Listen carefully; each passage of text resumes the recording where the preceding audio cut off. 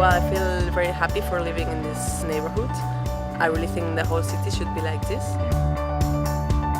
It's a slower rhythm of life. You rediscover your area and your neighbors. They're finally able to reconquer the spaces of the city and truly make the space much more democratic.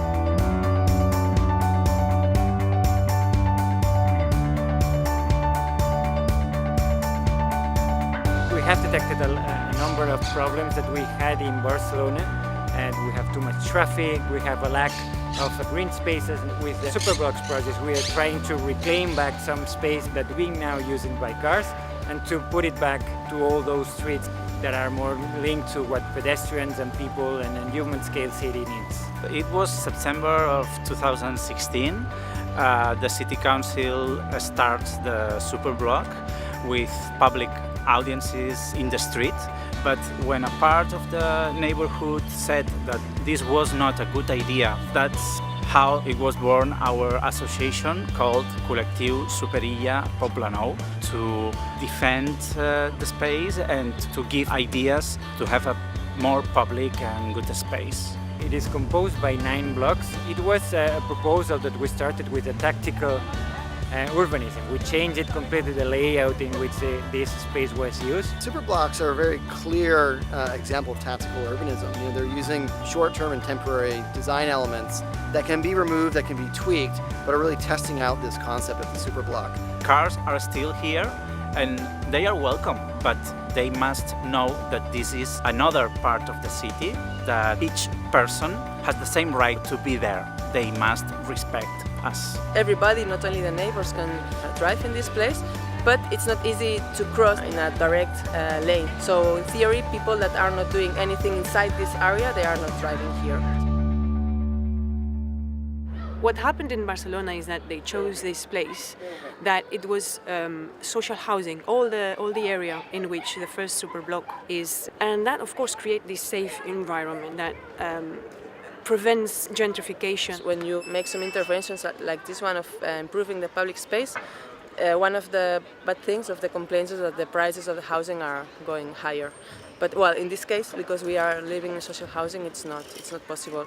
So it's very important for municipalities that when they make these interventions in the public space, they make sure that the people can continue living there.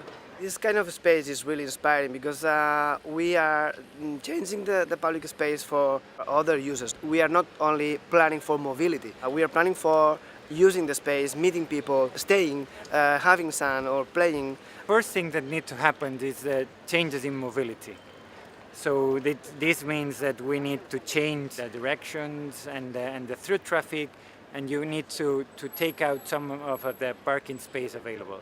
And because you don't have that many traffic and that many cars park in the street, you can start thinking to have the space used to other uses. The intersections were 90% reclaimed with playgrounds, street furniture, benches and trees and places to hang out. And that's the kind of thing you just don't think about when you are walking around a neighborhood, is that in the middle of these streets you could be doing the same things you're doing in park space. All of these discussions on, different times of the days, different activities, different people talking about it, needed to be done really fast because people perceived really fast that was for them and they could use it and they were looking forward and it had to be adapted to their needs. And we've got playgrounds, we've got tables and places to sit. And people are just using this public space both in the weekend and also in the weekdays. I mean, also for office people working at offices. You might have seen people taking care of elderly people or people who have disabilities who, they suddenly find a completely accessible area that they can move around. So that's really good for them the whole day long.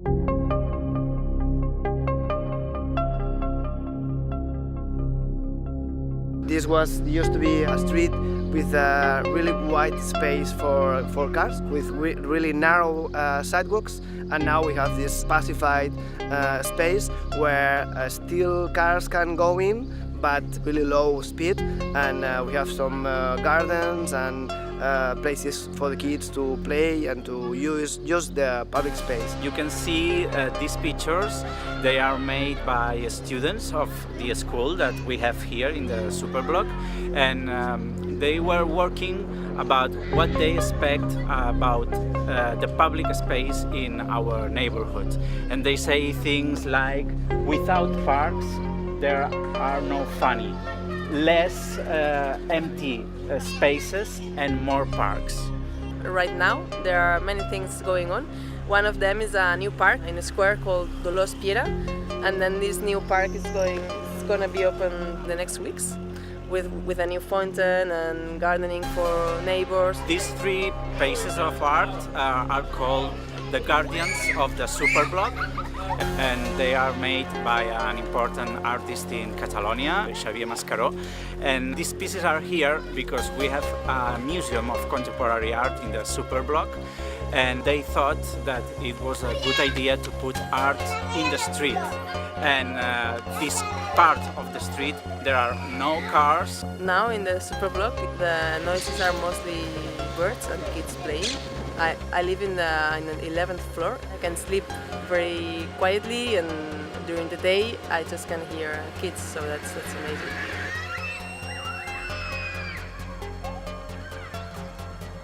So we have another project that we have just opened, the Superblock around the San Antonio market. That it's a very dense area in which you have a lot of people living there, a lot of people working, but also one of the main markets of Barcelona. Because it was refurbished, we take the opportunity to ask the residents around the market if they wanted the space around the market to be a Superblock and do not have through traffic around that area. Introducing a lot of more green areas and a lot of and sitting for resting, and a little bit of like breath space for the market.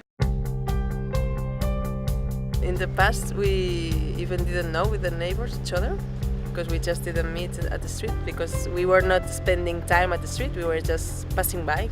But since 1.5 years ago, it's very difficult to get out from the Superblock because you meet everyone. You can say good morning, good afternoon, oh, your kids are growing up. We need to have more spaces like this, because if we want people actually living in Barcelona, we have to give them a space that it's not harmful for them, not only with regards to emissions and all the particles that are coming from traffic, but also with regards to noise. To be in a place that is normally filled with cars and not to have that background noise was pretty wonderful. And it actually reminded me a lot of Amsterdam, where it's so quiet that you hear voices a block away. You can hear people dining outside, and you just don't hear that. You don't have that strong sense of sound in many cities, because all you hear is that loud din.